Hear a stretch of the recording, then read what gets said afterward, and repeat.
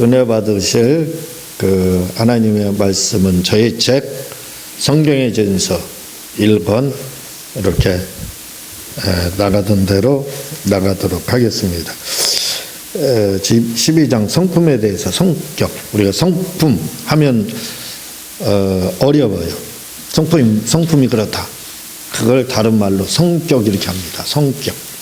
그래서 조직신학도 일부분으로 되어 있는 가운데 하나님의 첫 번째는 서론 이렇게 돼, 두 번째가 바로 신론이고, 세 번째가 이제 인간론, 말씀을 여러 번 드렸죠. 그다음 기독론, 성령론, 교회론, 그 다음에 종말론 이렇게 7편으로 구성이 되어 있는데 그 중에 신론에 하나님의 속성편이 나옵니다.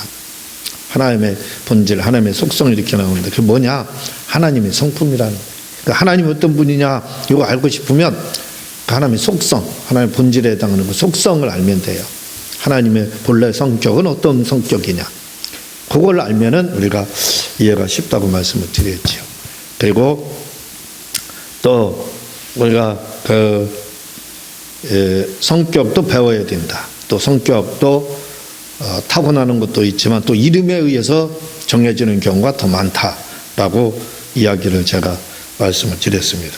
그리고 먼저 시간에는 혈기 부리는 여러 가지 이유에 대해서 이렇게 말씀을 드렸죠. 우리가 혈기를 부리지 말고 또 신경질 부리지 말고 할 이유는 뭐냐면 작은 소리로 설득하지 않으면 아무리 큰 소리로 요란하게 하고 혈기를 부려도 설득하지 못한다.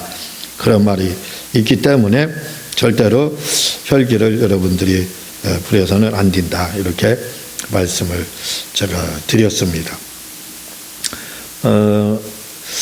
오늘은 이 부분 이제 결론적으로 이 부분을 이렇게 말씀을 드리도록 하겠습니다. 한번 읽어보도록 하겠습니다. 결론적으로 88페이지 결론적으로 말씀드리면 시작. 결론적으로 말씀드리면 존 아반지니 목사님은 자신의 책에서 11조를 해도 복을 받지 못하는 이유에 대하여 말하기에, 예, 저나 미국의 물질론의 대가 되시는 목사님인데 그분의 책에 11조를 해도 복을 받지 못하는 이유, 여기에 좋은 내용들이 굉장히 많이 나오는데 이제 거기에서 이분이 하신 말씀입니다. 이런 부분들은 굉장히 중요하기 때문에 왜 11조에서도 해도 복을 못 받느냐. 먼저 제가 주일날 말씀을 이렇게 드렸지만 말라기 3장 10절에 만군의 여호와가 이르노라 너희의 온전한 11조를 창고에 들여 나의 집에 양식 있게 하고 그것으로 나를 시험하여 내가 하늘 문을 열고 너희에게 복을 쌓을 것이 없도록 붙지 아니하나 보라. 이렇게 이야기했다. 이렇게 말씀을 하고 있습니다. 근데 온전한 11조 이걸 못한다는 거죠. 제가 말씀을 드렸지만 제가 한 20여 년 동안에 거의 개인적으로죠. 개인적으로 1억 8천 정도 이렇게 거기에는 선교를 이렇게 하는데 거기 11조 또 감사헌금 이렇게 포함해서 또 다른 헌금 이렇게 포함해서 된 것이 그게 다 선교로 나갔으니까 결국 선교헌금이죠. 그래서 이제 1억 8천 정도 이렇게 했다고 말씀을 드리면서 11조를 하되 저는 온전한 11조를 하려고 굉장히 노력을 많이 해서 다른 분들은 선물 받은 거 현금으로 계산하지 안 했다고 안 하고 그냥 월급에 11조를 하지만 저는 꼼꼼하게 선물 들어온 것도 다 현금으로 계산해서 이렇게 11조로 다 다른 고대 선교로다 다른 교회로 이렇게 또는 해외 선교사로 이렇게 선교사님들에게 선교를 했다고 말씀을 드렸죠. 그래서 그런지 하나님께서 그 이후로 다 물질의 복을 계속 이렇게 부족함이 없으리라 이렇게 하는데 부족함이 없게 채워주셨고 또 부족함이 없으리라가 조금 저는 그 가미해서 다르게 선포합니다. 부족함이 없을 뿐만 아니라 모든 필요한 거 채워주시 차고 넘치게 하시리로다 이렇게까지 이제 고백을 하는데 그래서 이제 그런 고백으로 인해서 또 하나님이 그렇게 또 복을 주시는 걸 이렇게 느끼고 있습니다. 온전한 11조를 해야 된다 이거죠. 월급에 11조 가지고 안 된다 이거죠. 예? 어떤 분들은 11조 월급에 1,100원이라고 하면 150원, 110원을 정확하게 한다고 해서 하거든요. 정확하지 않아요. 그게 선물 받은 건 어떡하려고. 그러니까 빠져 있는 겁니다. 그래서 1,100원인데 110원을 11조 했기 때문에 난 정확하게 온전하게 했다. 그러지 마세요. 온전하게 안 한 겁니다. 당신이 거저 점심 대접받은 건 어떡하고 선물 받은 건 어떡할 거예요? 누구한테 대접받은 건 어떡할 겁니까? 그것도 계산하겠지요. 저는 그렇게 계산을 해서 했기 때문에 철저하게 그렇게 11조를 했다 이 말입니다. 그렇게 해야 된다 이거예요. 그게 온전한 11조. 그런 자에게 복을 하나님의 문을 열고 너에게 복을 쌓을 것이 없도록 붙는다 이렇게 이야기를 하는 겁니다. 11절에 왜 복만 못 받습니까? 온전하게 안 했기 때문에. 첫 번째 온전하게 안 했잖아요. 저처럼 그렇게 온전하게 하지 않았지 않습니까? 온전하게 해야 된다 이거죠. 그래야 11조로 해도 진짜 하나님이 차고 넘치게 하는 그런 것을 체험하게 된다 이거죠. 그런 11조를 그래서 복을 받으려면 이렇게 철저하게 온전한 11조를 앞으로는 해야 된다 이거죠. 그리고 또 한 가지 왜 복을 받지 못하느냐 이렇게 온전한 11조를 했어요. 저처럼 했다고 쳐요. 그래도 복을 안 되는 경우가 있다 이거죠. 못 받는 이유가. 왜? 그걸 이야기를 하고 있습니다. 존 아반지니 목사님이 한번 읽어보시기 바랍니다. 시작.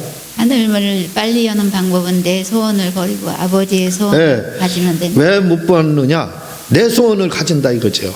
아버지 소원을 가져야 된다. 그렇지 못하다 이거죠. 자, 계속 읽겠습니다. 그러면 아버지의 소원은 무엇인가? 우리가 진흙과 같이 성격이 원만하고 아버지의 뜻대로 사는 것이다. 성격이 원만해야 된다 이거죠. 성격이.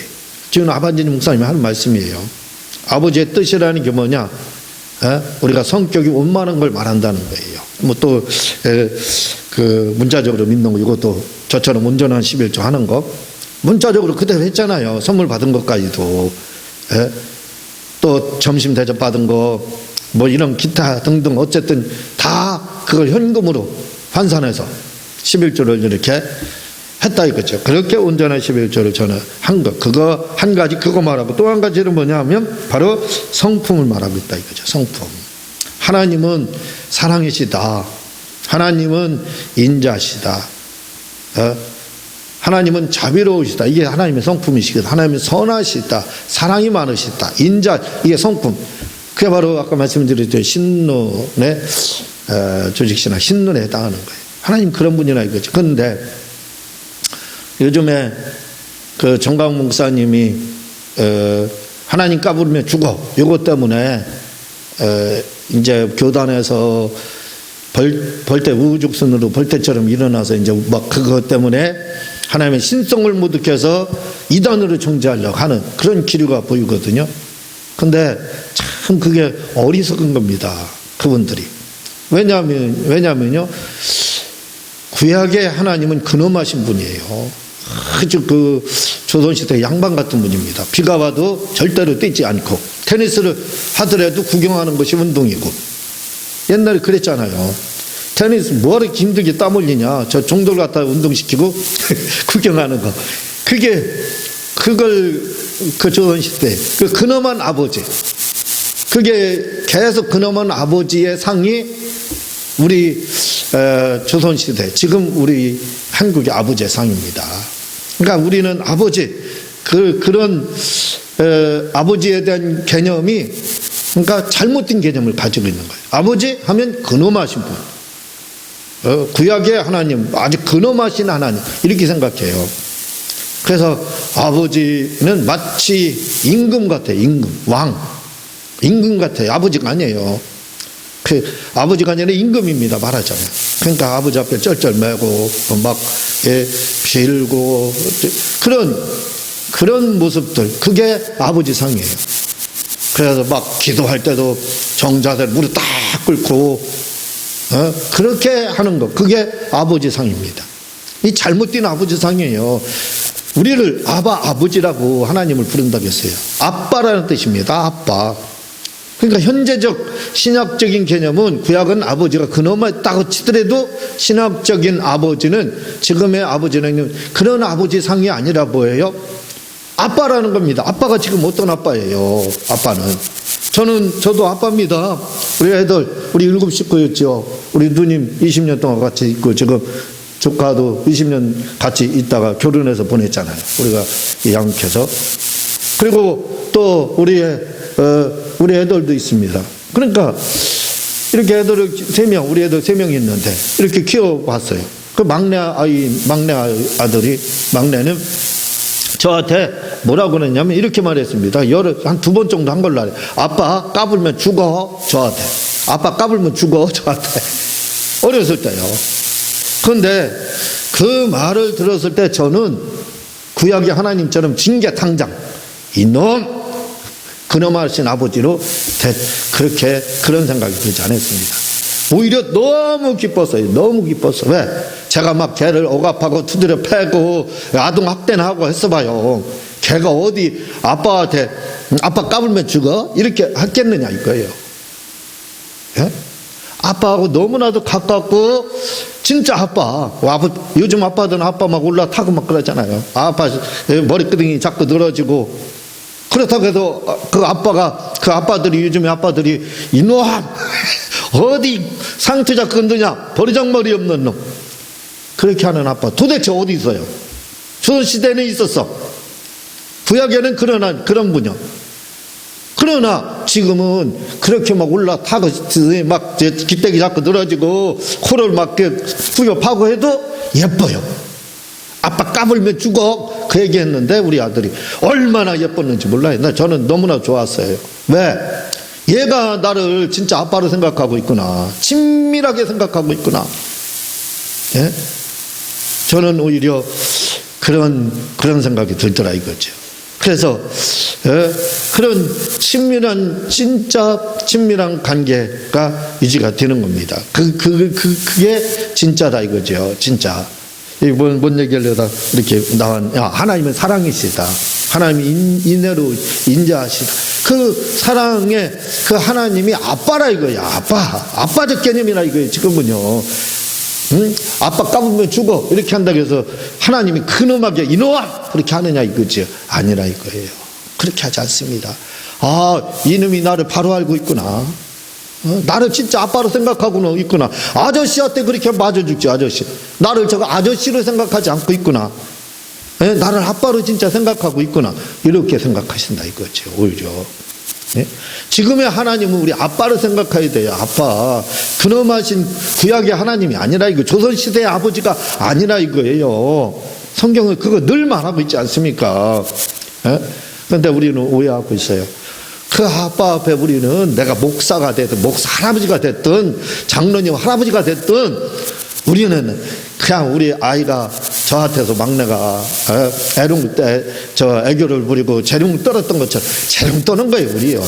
뭐가 우리가 얼마나 위대하고 성장했겠습니까? 그냥 우리는 하나님 앞에 그래서 아빠라고 한 거예요. 아빠. 아이들이 아빠하고 하잖아요. 아빠. 그런 하나님 앞에 우리는 그런 존재예요. 뭘 잘났다고 우리가 그럽니까? 우리 하나 잘난 거 없어요. 그냥 하나님 우리 삶 자체가 예수님 앞에 주님 앞에 아버지 앞에 재롱 떠는 삶이에요. 목사가 됐든 뭐가 됐든 간에. 그러니까 전광 목사님 그런 말 했다고 해서 큰 이상 없는 거예요. 그 하나님과 가까이 지내보질 않았어. 아빠라고 생각을 해보질 않았기 때문에 근엄하신 하나님만 알고 있기 때문에 아빠에 대한 오해죠. 왜곡이죠. 그래서 그렇게 그렇지 않다는 거예요. 그게 아닙니다.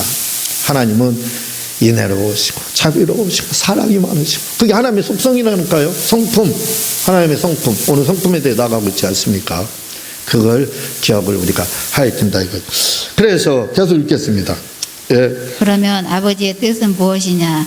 성경 말씀을 문자적으로 믿고 의지하는 것이다. 그러므로 진흙과 같은 성격을 갖고 성경 말씀을 문자적으로 믿으면 된다라고 하셨습니다. 문자적으로 믿는 걸 아까 온전한 11조 그대로 그걸 말하는 거예요. 11조로에서 몇 복을 못 받는다. 온전하게 하지 않기 때문에 또 한 가지는 뭐예요? 성격이 원만하지 못하다 이거죠. 원만하지. 어떤 분들은 그래요. 나는 하나님 앞에는 잘합니다. 사람 앞에 못합니다. 사람 앞에 못하면 하나님 앞에 못하는 거예요. 그러지 마세요. 나는 하나님 앞에 돈 많이 들이지만 사람 앞에는 1원 하나도 저는 안 씁니다. 하나님 앞에 1원 하나 안 쓴 거예요. 그게 제가 70인역을 번역하다 보니까 그게 뭘로 다 기준을 하냐면요. 사람에게 잘하는 거 보고 하나님께 잘하는 걸 항상 기준 삼아요. 참 놀랍더라고요. 구약에서도 역시 똑같습니다. 구약을 지금 번역하고 있잖아요. 70인역. 근데 하나님께 잘하고 이런 것들을 뭘로 다 평가하는 줄 사람. 네가 누구한테 잘하는 거. 이걸 보고 내가 너에게 복을 줘. 이렇게 돼 있어요. 세상에 하나님 앞에 못하는 성도 누가 있어요? 사람 앞에 다 못하잖아요. 그 사람이 바로 예수님이라는 거예요. 주님. 예? 그런데 우리는 주님을 박대하고 있는 겁니다. 그래서 사람한테 잘하지 않으면 복을 받지 못하게 돼 있어요. 그 잘하기 위해서는 바로 원만한 성격을 가져야 돼요. 모난 성격이 아니라 각진 성격이 아닙니다. 둥글둥글한 그냥 뭐든지 다 바다처럼. 바닷물이 선별해서 물 받아들이나요? 홍수라고 해서 흙탕물이라고 해서 안 받아들이고 오염됐다고 해서 안 받아들입니까? 다 그냥 하야와 같이 넓다가잖아요. 바다처럼 넓다고 그래요. 다 받아들여서 그냥 정화를 해버리는 겁니다. 그것까지 바닷물 만들어 버리는 거예요. 흙탕물도 오염된 물도 바닷물로 만들어 버리는 거예요. 그런 원만한 성격, 그게 바다 같은 마음 가져야 된다. 원만한 성격. 그 원만한 성격이 없으면, 그게 없으면 온유하다 이거죠. 온유라는 말이죠. 그게 온유하지 않으면, 온전한 11조를 드린다고 예를 들어 그렇게 선물까지 했다 할지라도 온유하지 않으면 안 된다는 거예요. 복을 못 받는다는 거예요. 11조를 해도.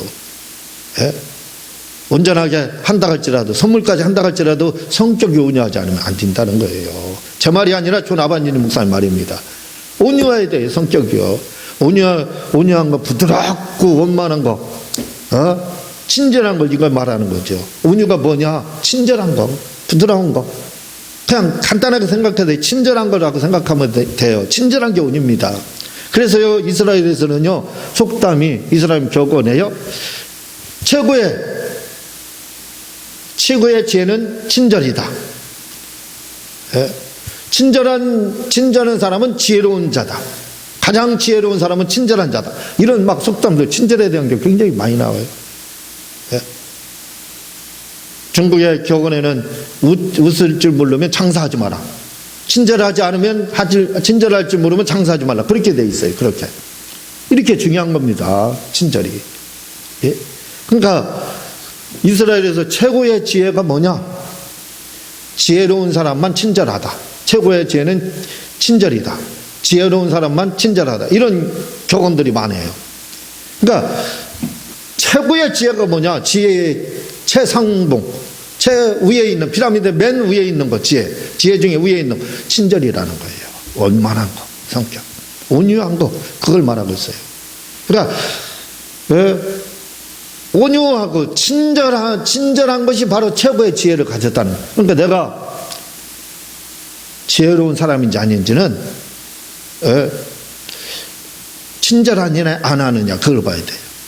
이스라엘 사람들은 이런 말도 있습니다. 하나님이 지으신 피조물 중에 유일하게 웃을 수 있는 존재는 사람이다. 근데 그 중에서도 웃는 사람은 최고의 지혜를 가진 자다. 이런 또 말도 있습니다. 웃는 거에 대해서. 웃을 수 있는 존재는 사람밖에 없다는 거예요. 그 중에서도 지혜로운 사람만 웃는다. 참 이렇게 돼 있어요. 예? 지혜로운 사람만 웃는다. 친절한 사람만 웃는 겁니다. 그 친절에 대해서 굉장히 이스라엘에서는 최고의 선이 친절이다. 이렇게 막 여러 가지로다. 선 중에 최고의 선은 친절에 대한 그 격언들이 굉장히 많아요. 이렇게 저렇게 표현하는 것들이 굉장히 많습니다. 원만해야 된다 이거죠. 우리가 원만한 성격을 갖지 않으면, 친절하지 않으면, 지혜로운 사람만 친절하거든요. 알고 있거든요. 상대방이 막 오염돼가지고 흙탕물처럼 막 혈기 부르게 다가온다 이거죠. 싸움 따게 돼서 온다 이거죠. 그러나 지혜로운 사람은 어떻게 돼요? 그걸 친절로 무마시켜 버립니다. 막 열받아서 오게 되면, 제가 미안합니다. 제가 잘못했습니다. 딱 하면 끝나는 거예요. 싸우러 왔는데 미안하다고 잘못했다고 뭐 어떡할 거야. 근데 대부분 사람들은 내가 뭐 잘못했어요? 예? 네가 잘못했. 이렇게 나오니까 싸우는 거예요. 그래서 지혜로운 사람들은 딱 그래요. 내가 잘못했네 하면 끝입니다. 그렇다고 해서 손해보는 거 있어요? 없습니다. 벌써 친절한 사람이 지혜로운 이유가 벌써 알거든요. 상대방이 어떻게 나올지를 알고 있기 때문에 거기에 대해서 이렇게 나올 거 알고 있기 때문에 친절하게 대하는 거예요. 한 수입니다. 한 수 위에서 사는 거예요, 사실. 친절한 사람은요, 머리 끝에 있는 사람이에요, 다른 사람. 알고 있거든요. 다른 사람의 생각을 다 알고 있으니까 이렇게 나오면 이렇게 친절하게 되고 저렇게 나오면 저렇게 친절하게 대하는 거예요. 그러니까 최고의 지혜가 친절이라고 하는 이유가 바로 그런 데 있는 거예요. 지혜로운 사람은 친절하다. 지혜로운 사람은 친절하다. 친절한 사람은 지혜롭다. 이게 다 뭐냐면 이스라엘 격언인데 그래서 지혜를 가지고 있기 때문에 친절한 거예요. 그러니까 친절한 사람은 바로 지혜로운 사람. 이런 사람, 이 원만한 사람, 이 온유한 사람, 이 친절한 사람, 이 사람이 11절 온전하게 한 다음에 친절한 삶이 돼야 사람한테 친절해요. 사람한테 친절한 사람은요, 하나님께도 친절해요. 사람에게 불친절한 사람, 하나님께도 불친절합니다. 예?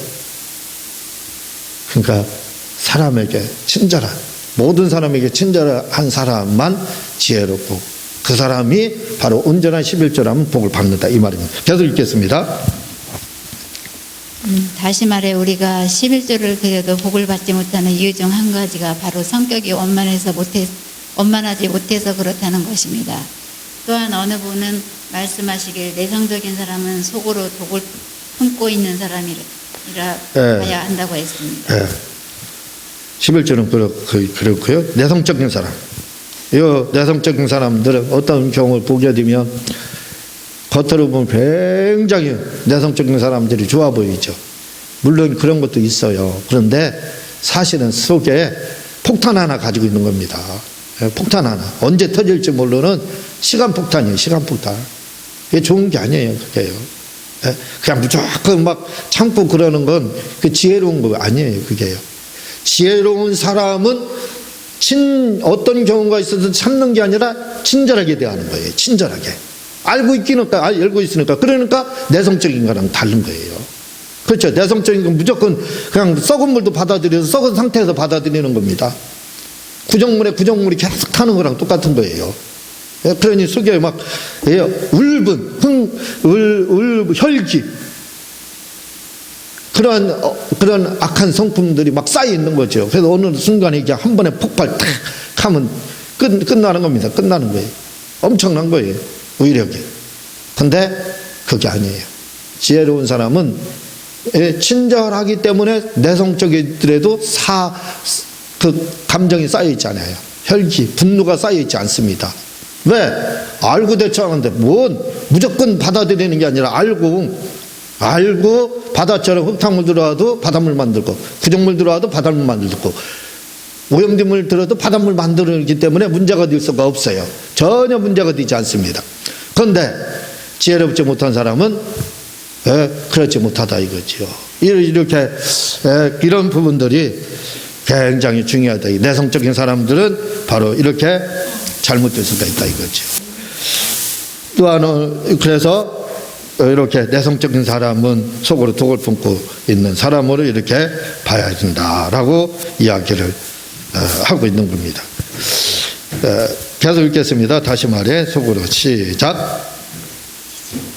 다시 말해 속으로 다른 생각을 하고 있는 사람, 그 사람이 바로 내성적인 사람이라는 것입니다. 그러므로 상처를 받지 않고 우울증에 걸리지 않기 위해서는 빨리 성격을 바꿔야 하는 것입니다. 빨리.